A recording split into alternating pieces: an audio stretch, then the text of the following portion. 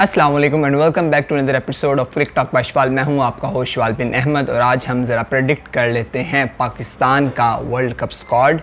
अभी खबर मिली है कि आज शाम 4:30 बजे पाकिस्तान अपना स्क्वाड अनाउंस करेगा वर्ल्ड कप के लिए, और जो इंग्लैंड के ख़िलाफ़ पाकिस्तान की 60 T20 मैचेस की होम सीरीज़ हो रही है उसके लिए, और न्यूजीलैंड और बांग्लादेश की वर्ल्ड कप से बिल्कुल जो पहले है ट्राई सीरीज़ उसके लिए। तो उसके लिए थोड़ा सा हम स्क्वाड को एक एनालाइज कर लेते हैं कौन कौन से पाकिस्तान के पास सूटेबल ऑप्शंस हैं, क्योंकि एशिया कप में पाकिस्तान का मिडल ऑर्डर बुरी तरह एक्सपोज हुआ था। पेस ऑप्शंस तो हमारे पास अच्छे हैं लेकिन ओपनर्स हमारे नाकाम रहे थे बाबर आजम की फॉर्म में, और रिजवान बहुत ज़्यादा स्लो खेलते हैं, स्ट्राइक जल्दी ट्रेड नहीं करते और ज़्यादा स्ट्राइक रेट से नहीं खेलते। तो अब देखना पड़ेगा कि टीम मैनेजमेंट किन ओपनर्स के साथ जाती है, क्या ओपनर्स चेंज होते हैं, मिडल ऑर्डर में कौन कौन से बैट्समैन लिए जाते हैं, और पेसर्स में शाहीन शाह अफरीदी के अलावा किन की वापसी होती है। तो उसको थोड़ा सा एनालाइज़ कर देते हैं। बाकी फिर जब इंशाल्लाह स्क्वाड अनाउंस हो जाएगा शाम को 4:30 बजे, उसको भी हम रिव्यू करेंगे, एनालाइज़ करेंगे क्या जो खिलाड़ियों को चूज़ किया गया उनको किस बेस पे चूज़ किया गया है। तो उस स्क्वाड के बारे में बात करने से पहले मैं ज़रा आपको बता दूं कि ये 60 T20 सीरीज़ जो हो रही हैं पाकिस्तान, 60 T20 मैच हो रहे हैं पाकिस्तान के अंदर हो रहे हैं, और इनमें ज़्यादा चांसेस है कि पाकिस्तान अपने 4-5 प्लेयर्स को जो कि कन्फर्म है कि वो पार्ट होंगे वर्ल्ड कप स्क्वाड के, उनको रेस्ट दे। उनमें एक तो मोहम्मद रिजवान है, वो रेस्ट ले सकते हैं, शादाब है, उनको रेस्ट दी जा सकती है, नसीम शाह, हारिस रऊफ़ है, इनको रेस्ट दी जा सकती है। उसके अलावा हमारे पास मिडल ऑर्डर में हमारे जितने भी हैं वो सारी तकरीबन players out of form perform रहे हैं, तो हो सकता है वो रेगुलर खेलें, और उसके अलावा मोहम्मद नवाज़ भी रेस्ट कर सकते हैं। तो ये 5 प्लेयर्स हमारे ऐसे हैं जो कि रेस्ट कर सकते हैं, और बाकी जो स्क्वाड है हमारा वो नया भी हो सकता है, मतलब इंग्लैंड के ख़िलाफ़ सीरीज़ के लिए, और जो हम मेन अपना फुल स्ट्रेंथ स्क्वाड है वो जो हमारा वर्ल्ड कप का है वो ट्राई सीरीज़ में हम उनको परफॉर्म करवाएंगे। मतलब रेगुलर स्क्वाड हमारा खेलने के ज़्यादा चांसेस हैं एज़ कम्पेयर टू इंग्लैंड के खिलाफ हम रेगुलर स्क्वाड हमारे मुसलसल 7 मैचेस खेलें, क्योंकि मसला ये हो जाता है कि वर्ल्ड कप काफ़ी लंबा है और काफ़ी मैचेस हैं उसमें। तो इस वजह से अगर अभी हम आज सारे मैचेस खिला देते हैं तो 2 महीने प्लेयर्स जब मुसलसल खेलेंगे तो माइट भी हमारे किसी हो सकता है कि हमारे किसी इंपॉर्टेंट प्लेयर को वर्ल्ड कप में इंजरी हो जाए। तो उस रिस्क के बचने के लिए तो हमारे 5-4 प्लेयर्स वो हैं जो मुकम्मल तौर पर रेस्ट करेंगे। 5-6 प्लेयर्स ऐसे बीच में स्क्वाड में आएंगे जो सिर्फ इंग्लैंड सीरीज़ का हिस्सा होंगे लेकिन उनका वर्ल्ड कप के स्क्वाड से कोई लेना देना नहीं होगा। और अगर 5 प्लेयर्स रेस्ट करेंगे तो हमारा 15 से 20 मेंबर्स का स्क्वाड इंग्लैंड के लिए अनाउंस हो सकता है। और वर्ल्ड कप के लिए जो 15 मेंबर स्क्वाड है, पहले ज़रा उसकी बात कर लेते हैं। वर्ल्ड कप के लिए पहला 15 मेंबर स्क्वाड में मैं ओपनर्स जो हैं उनको शान मसूद को और फ़खर जमान को ओपनिंग करवाना चाहूँगा, लेकिन अगर टीम मैनेजमेंट रिजवान और बाबर को नीचे नहीं लाती, क्योंकि बाबर की एक तो फॉर्म कंसर्न है, तो बाबर को नीचे खेल सकते हैं, और बाबर रिजवान अगर नीचे खेलते हैं तो फ़खर और शान मसूद ओपनिंग कर सकते हैं। और अगर वो अच्छे स्ट्राइक रेट से पहले पावर प्ले में 6-7 ओवरों में 80-90 स्कोर बना देते हैं तो मिडल ऑर्डर पे इतना प्रेशर नहीं है, वहाँ पर बाबर रिजवान आके एक अच्छे स्ट्राइक रेट से खेल सकते हैं और टीम का स्कोर अच्छा बना सकते हैं। तो फ़खर जमान और शान मसूद मेरी वर्ल्ड कप 11 के ओपनर होंगे। उसके बाद बाबर और रिजवान 1 डाउन आएंगे, और अगर रिजवान 4-5वें नंबर पे आ सकते हैं तो बाबर और हैदर 3-4 नंबर पे बैटिंग करेंगे। उसके बाद शुएब मलिक जिनकी कम बैक के चांसेस हैं, क्योंकि इफ्तिखार की जगह वो रिप्लेस कर सकते हैं इफ्तिखार को, क्योंकि इजाफी बॉलिंग ऑप्शन भी हमारे पास एक होना चाहिए एक्स्ट्रा, तो शुएब मलिक की वापसी हो सकती है। और अगर रिजवान नहीं खेलेंगे तो विकेट कीपर हमारे पास सरफराज या हारिस, चांसेस ज़्यादा हारिस के हैं क्योंकि वो अच्छे स्ट्राइक रेट से खेलते हैं एज़ कम्पेयर टू सरफराज जो कि सिर्फ स्ट्राइक रोटेट करते हैं। तो हारिस के ज़्यादा चांसेस हैं कि वर्ल्ड कप स्क्वाड में as a reserve wicket keeper जाएँ, और मेन विकेट कीपर हमारे रिजवान ही रहेंगे। और रिजवान भी अगर रेस्ट की तो रिजवान भी 5वां 6वां जो लास्ट वाले 2-3 T20 होंगे इंग्लैंड वाले उनमें हमारे जो प्लेयर्स हैं वो खेलेंगे। तो हमारे जो मेन प्लेयर्स हैं जो रेस्ट करेंगे, और आखिर वाले 2-3 T20 मैचेस हो सकता है इंग्लैंड के खिलाफ हमारे जो मेन प्लेयर्स हैं वो कम्बिनेशन बना के खेल लें। शाहीन शाह अफरीदी की वापसी हो सकती है पेस ऑप्शंस में, हारिस रऊफ़ और नसीम शाह रेगुलर भी खेल सकते हैं और उनको रेस्ट भी दी जा सकती है, क्योंकि हमारे की बॉलर्स हैं शाहीन शाह अफरीदी के साथ ये 3 की बॉलर्स हैं तो इनको रेस्ट भी दी जा सकती है। अगर वसीम जूनियर मुकम्मल तौर पे इंजरी से रिकवर हो गए तो वसीम जूनियर रेगुलर सारे T20 मैचेस खेलेंगे।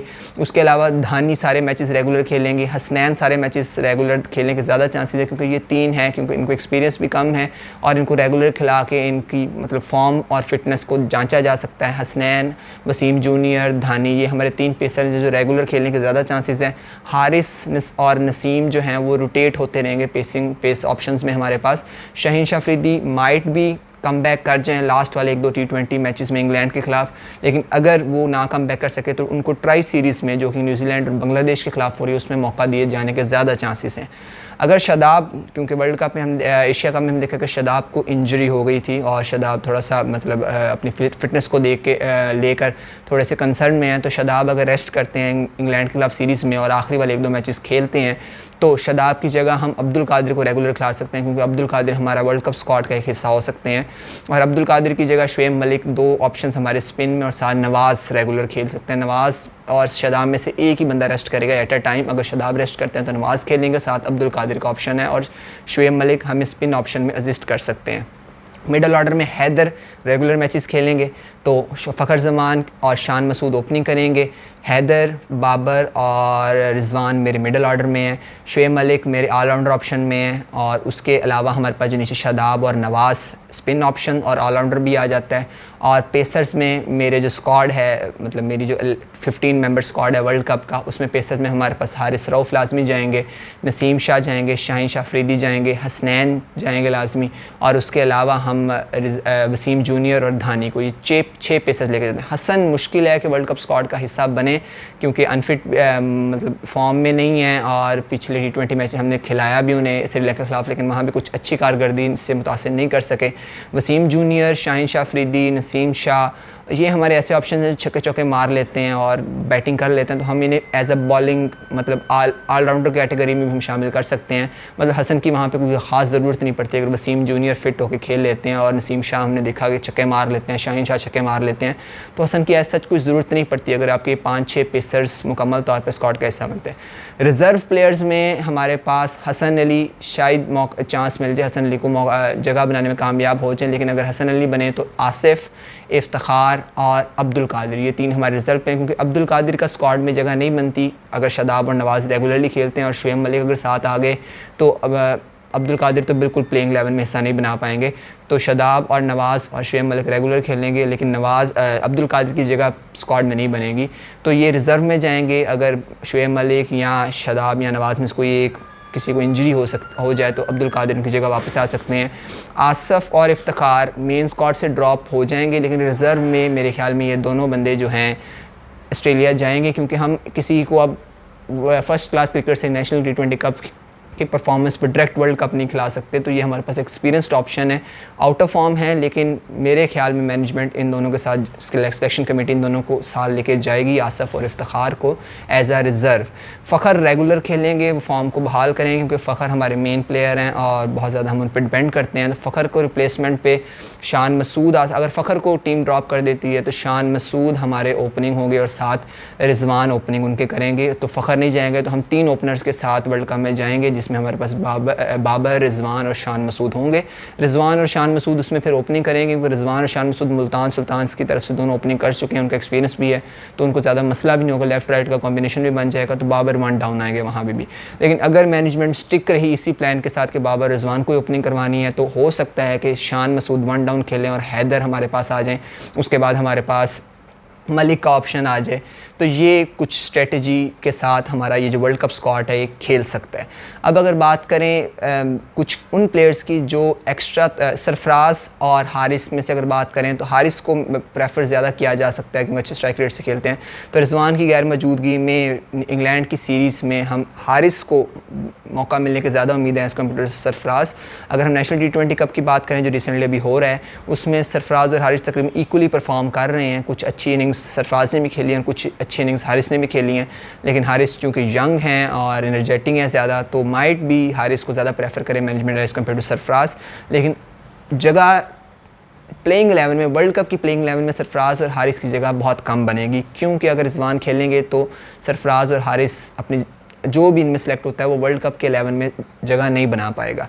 तो ये कुछ मेरा एनालिसिस था वर्ल्ड कप स्क्वाड को लेकर, और इसमें माइट भी कुछ 1-2 प्लेयर्स और ऐड हो जाएं जो कि सिर्फ इंग्लैंड की सीरीज़ का हिस्सा हों, लेकिन हमारे जो 15 मेंबर स्क्वाड है, मेन 15 मेंबर स्क्वाड है, उसको रेगुलर खिलाएंगे। 4 हमारी T20 हैं टोटल, 2 बांग्लादेश के ख़िलाफ़, 2 न्यूजीलैंड के ख़िलाफ़। तो ट्राई सीरीज़ जो हमारी होनी है वर्ल्ड कप से बिल्कुल पहले, न्यूजीलैंड और बांग्लादेश के खिलाफ, तो उन 4 T20 में हम अपने रेगुलर और फुल सेट रन स्क्वाड के साथ जो हमारे रेगुलर 11-12 मेंबर्स होंगे जो कि हम खिलाना चाह रहे हैं वर्ल्ड कप में, उनके साथ जाएंगे और वो ट्राई सीरीज़ में उनको रेगुलरली मौका दिया जाएगा। बाकी जो हमारे प्लेयर्स हैं वो इन 7 T20 में जो इंग्लैंड के खिलाफ हो रहे हैं उनमें रोटेट हो सकते हैं हमारे मेन प्लेयर, और उन प्लेयर्स रोटेट होने वाले में रिजवान शामिल हैं, हारिस रऊफ़, नसीम शाह, शादाब, नवाज़, ये 5 प्लेयर्स ऐसे हैं जो कि रोटेट हो सकते हैं। हैदर रेगुलर खेलेंगे कि उनको रोटेट नहीं किया जाएगा। बाबर आउट ऑफ फॉर्म जा रहे हैं तो वो कोशिश करेंगे वो रेगुलर खेलें। अगर पहले 5-6 T20 में वो अपनी फॉर्म बहाल कर सकते हैं तो हो सकता है आखिरी 1-2 T20 में वो रेस्ट कर लें और रिजवान या शादाब उनकी जगह कैप्टनसी लें,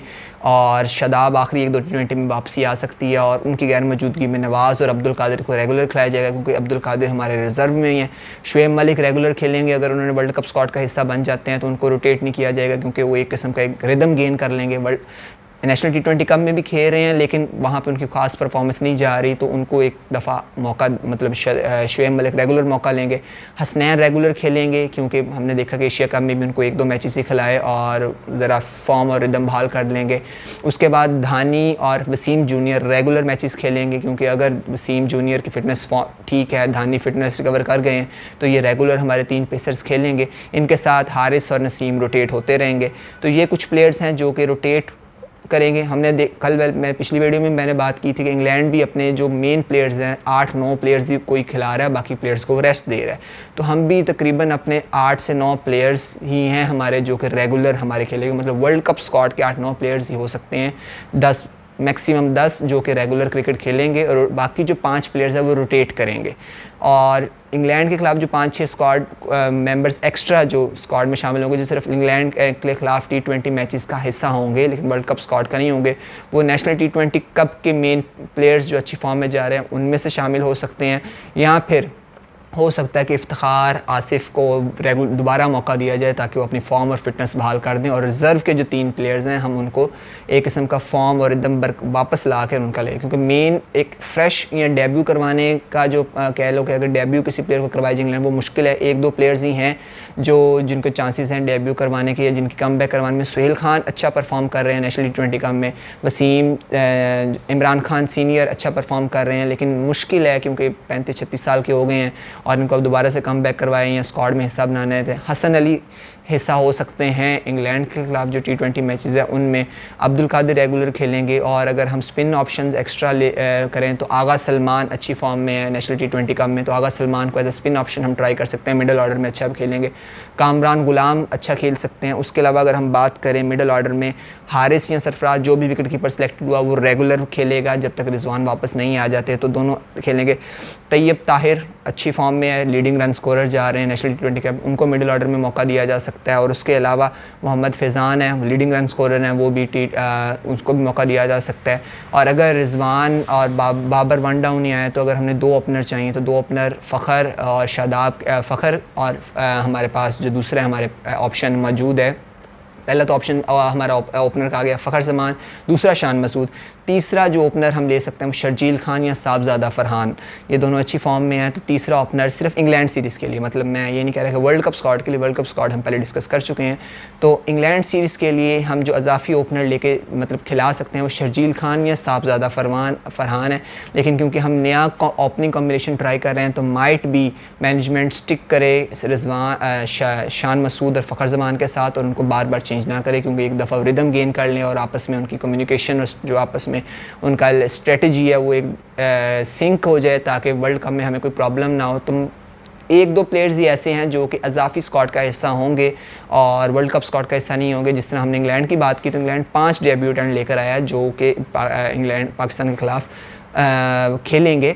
लेकिन पाकिस्तान की अगर बात करें तो पाकिस्तान का मिडल ऑर्डर स्ट्रेंज है, तो अगर जो भी मिडल ऑर्डर अब सेलेक्ट होता है, नए लड़के आते हैं, खुशदिल शाह ड्रॉप हो जाएंगे, मतलब ज़्यादा चांस है खुशदिल शाह के ड्रॉप होने में, आसिफ और इफ्तिखार ड्रॉप होंगे, और अगर ड्रॉप हुए भी तो ये दोनों रिजर्व में रहेंगे, मतलब मुकम्मल तौर पर स्क्वाड से ड्रॉप नहीं करेंगे। फ़खर जमान का ड्रॉप होने के चांसेस बहुत कम हैं क्योंकि की प्लेयर हैं, आउट ऑफ फॉर्म जा रहे हैं, लेकिन हम उम्मीद करते हैं कि वापस आएँ क्योंकि एक टूर्नामेंट के हिसाब से उनसे परफॉर्मेंस एक्सपेक्ट की जाती है। तो फ़खर जमान को रेगुलर, क्योंकि जब से फ़खर जमान तीसरे नंबर पे आए हैं उनकी परफॉर्मेंस मुतासिर हुई है, तो माइट भी फ़खर जमान को दोबारा ओपनिंग में ट्राई किया जाए और वहाँ पे उनको एक मतलब पक्का रखा जाए, वहाँ पे नीचे बार बार चेंज ना कीजिए उनकी पोजीशन को, ताकि वो अपनी रिदम और फिटनेस। अगर फ़खर और शान मसूद की जोड़ी हमारी ओपनिंग में चल जाती है तो बाबर और रिजवान नीचे खेल लेंगे क्योंकि वो हमारे की प्लेयर्स हैं और वो किसी भी पोजीशन पर खेल सकते हैं। तो बाबर रिजवान नीचे आएंगे तो मिडल ऑर्डर को हमें स्ट्रेंथ मिलेगी, साथ हैदर अली को रेगुलर कराया जाएगा। तो ये कुछ हमारे पास एक ऑप्शंस हैं जो कि ट्राई किए जा सकते हैं इंग्लैंड के ख़िलाफ़ T20 मैचेस में, और 7 T20 मैचेस हैं। और उसके अलावा अगर बात करें तो ट्राई सीरीज़ में जो न्यूजीलैंड और बांग्लादेश के ख़िलाफ़ है, उसमें हम अपने मुकम्मल जो 15 स्क्वाड हमारा वर्ल्ड कप का स्क्वाड है उसमें मुकम्मल वो खेलेगा, और उसमें रेस्ट नहीं जाएगी किसी प्लेयर को। और जो हमारा एक कह लो कि स्ट्रेटजी है टीम की और एक प्लेइंग 11 जो बनाई जाएगी वर्ल्ड कप के लिए, उसको सिलेक्ट किया जाएगा ट्राई सीरीज़ में। अभी ये 7 जो हैं इसमें हम एक्सपेरिमेंट कर सकते हैं, और वो भी 5-6 प्लेयर्स ऐसे खेल सकते हैं जिनका वर्ल्ड कप के स्क्वाड से कोई लेना देना नहीं होगा।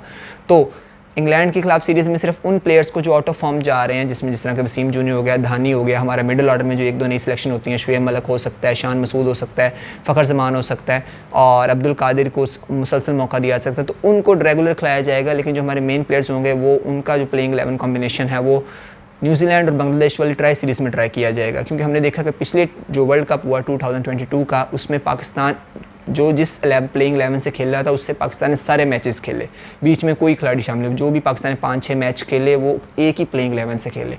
तो हम जो न्यूजीलैंड और बांग्लादेश की ट्राई सीरीज़ में हम जो अपना प्लेइंग 11 ट्राई करेंगे, माइट भी उसी प्लेइंग 11 के साथ हम कंप्लीट वर्ल्ड कप में जाएं, और अजाफी 3-4 बंदों को, जब तक कोई मेन प्लेइंग 11 में से इंजर्ड ना हो या अच्छा परफॉर्म ना कर रहा हो, तो उसको हम उसकी जगह डालें। तो ज़्यादा चांसेस यही हैं कि टीम स्टिक करे न्यूजीलैंड और बांग्लादेश के ख़िलाफ़, और यहाँ पे 7 जो हमारे हैं T20 मैचेस इंग्लैंड के खिलाफ, उसमें टीम जो है थोड़ा सा अपने आप को चेंज करे और नए कॉम्बिनेशंस ट्राई करे, क्योंकि ज़रूरी है बहुत ज़्यादा ट्राई करना। मिडल ऑर्डर में शुएब मलिक का परफॉर्म करना बहुत ज़रूरी है, हैदर अली का परफॉर्म करना बहुत ज़रूरी है, और अगर हारिस को मौका मिलता है एक इजाफी विकेट कीपर के तौर पर, तो हारिस का परफॉर्म करना बहुत ज़रूरी है।